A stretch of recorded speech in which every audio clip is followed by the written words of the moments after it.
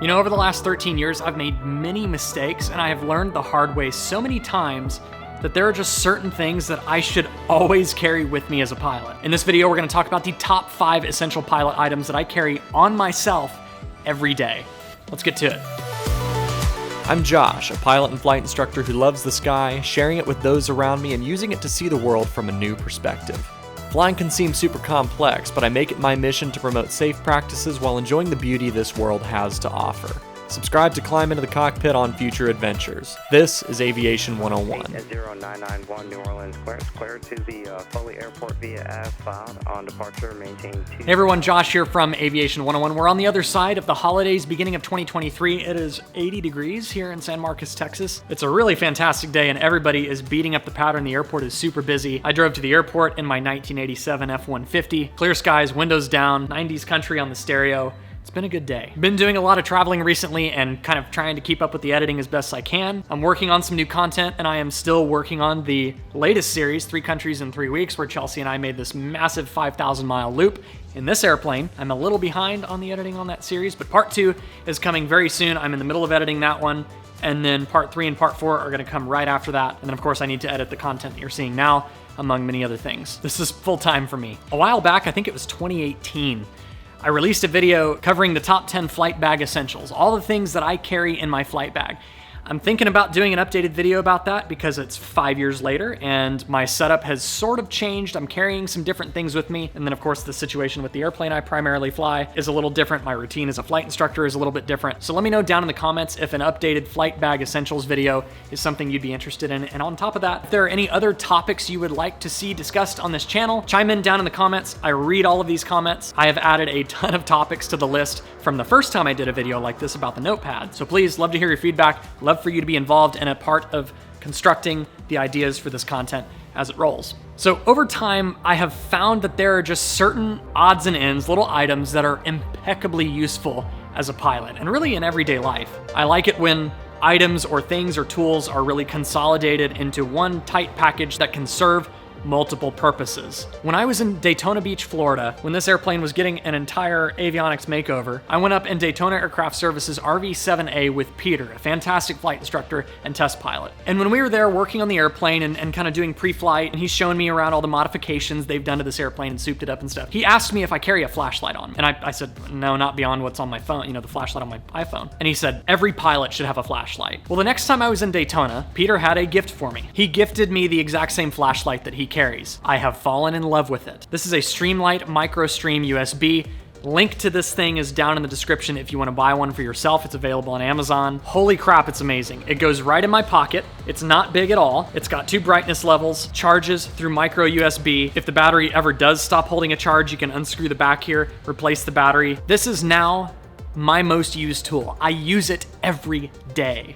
The clip here allows it to slide right into your pocket, and then this reverse clip right here actually allows it to go onto the bill of a hat, and it's a headlamp. I carry this in my right hand pocket every single day, and I use it every single day. Under heavy use, you charge it every couple of days. Perfect for using it on pre-flight, getting the airplane ready at night. Fueling at night, I'll usually, here I am, perfect little flashlight. Link down in the description. One thing that I guess I'm maybe overly cautious about, or I kind of get overly nervous about, is egress from a crashed vehicle. An airplane where the airframe buckles, or you've got to get out of a window. A car where your seatbelt's jammed after an accident. I want to be able to cut a seatbelt, get free. I want to be able to use something to try and bash out the corner of a plexiglass window or break a car window. So not only do I think of it as a multi-tool, I think of it as an egress tool. Probably one of the most well-known and popular multi-tools out there. There is a link to this particular Leatherman down in the description. This is the Free P2. I think it has 19 tools on it. It's tried and true, has a great warranty. This particular Leatherman is equipped with a clip. I'm not really a fan of wearing the little sheath or the holster for it. It has a decent quality knife, a Phillips screwdriver. Phillips screwdriver is so versatile for all sorts of things. If you have a screw that kind of backed out or got loose on an inspection panel,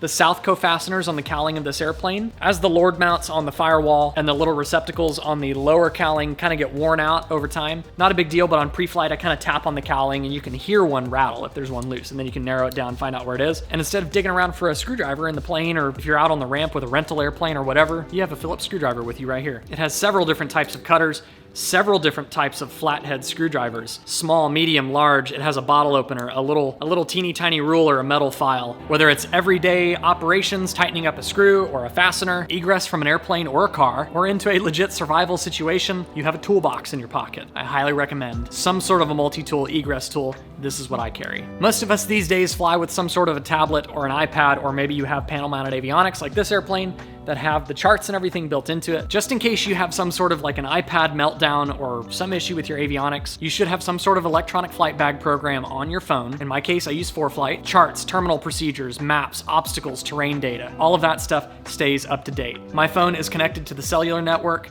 I get internet data on my phone. I can access weather, NOTAMs, I can file, pack, brief, all from my phone. And when I'm out there flying, I have an entire backup set of charts. Everything.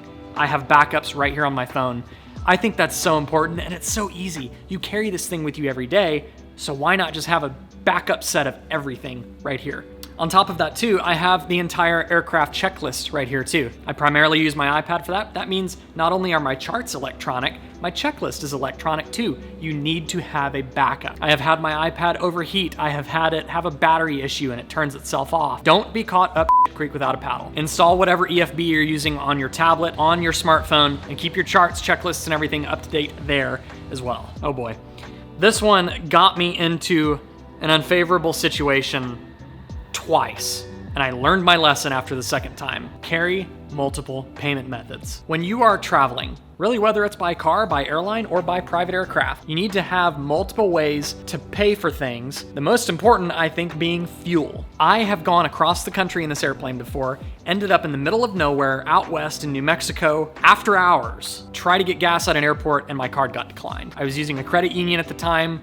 They freaking fraud flagged it every time I left the state, even though I told them to stop doing that. Finally, somebody called me back after about 50 minutes. Somebody at some call center somewhere in the world finally got it lifted, but it delayed me a great deal. I personally think you should carry 2 different card payment methods connected to separate accounts. In addition to a couple of cards, I think you should carry at least a couple $100 in cash. Take it from me, I have learned the hard way. If a bank starts being fussy and fraud flags your card, it's after hours, it's on the weekend, whatever it is, you don't want to be caught with that being your only method of payment. Hope for the best, but be prepared for the worst. Of course, when you're in the airplane, you're flying, you're usually going to be wearing some sort of a headset. You are protecting your ears and allowing yourself to clearly communicate. I am a very strong advocate for eye protection too. On the very extreme end, you could have a freaking bird come through the windshield and there will be plexiglass and debris flying everywhere. It could also be something as simple as opening up your air vents that haven't been opened in a while and dirt flies out of them. That happened in this airplane right after we bought it. Clumps of a mud dauber's nest flew into our faces when we first opened up the vents. The other reason to protect your eyes is from UV. Especially when you're up at high altitude, the UV light filters through a lot less atmosphere than it does down here on the ground. It's a lot harder on your eyes. I rarely go flying in the daytime without some sort of sunglasses. On a day like today when I'm just wearing my contact lenses, I wear my Flying Eyes Osprey, just regular non-prescription sunglasses. But what I've really been wearing lately are the ophthalmics from Flying Eyes. These are the Otis, these are my prescription. So when I'm not wearing contacts, I usually wear these guys and then just convert them to shades with the magnetic clip-ons. Either way, I really recommend you wear something over your eyes just to keep crap out of your eyes and protect your eyes from the UV light. So during the daytime, I'm always wearing some sort of shades, whether they're the Ospreys or the Otis with the clip-ons. And then at nighttime, I am almost always wearing the prescription Otis without the shades. The other thing I'll say about wearing some sort of glasses is if you are wearing contacts like I am now, you should take your glasses with you. I was getting ready to go solo one time. I was in a 152, and while I was taxiing, something got in my eye. As I blinked and opened my eye, my contact lens fell out, bounced off my shirt and landed on the floor of the 152. Okay, that's not going back in my eyeball. Now I had one good eye and one blurry eye, and I asked air traffic control if I could just pop a U-turn on the taxiway and head back to the ramp. Ever since that instance in 2012, I have always carried a set of prescription glasses with me when I'm wearing contacts. Those are my top 5 essential pilot items. If I missed anything that's on your list, definitely leave that in the comments down below. I want to hear y'all's feedback on that. And if you think of any other topics you think we should discuss in this kind of hangar chat setting, I would love to hear y'all's feedback on that. I read all of y'all's comments, and I have already added so many topics from y'all to the list of items that I think are pretty important for us to chat about. I'll be looking forward to hearing y'all's feedback, and until next time, y'all know the drill. Stay happy, healthy, current, and most importantly, stay proficient. We'll see you in the next video right here on Aviation 101. Fly safe.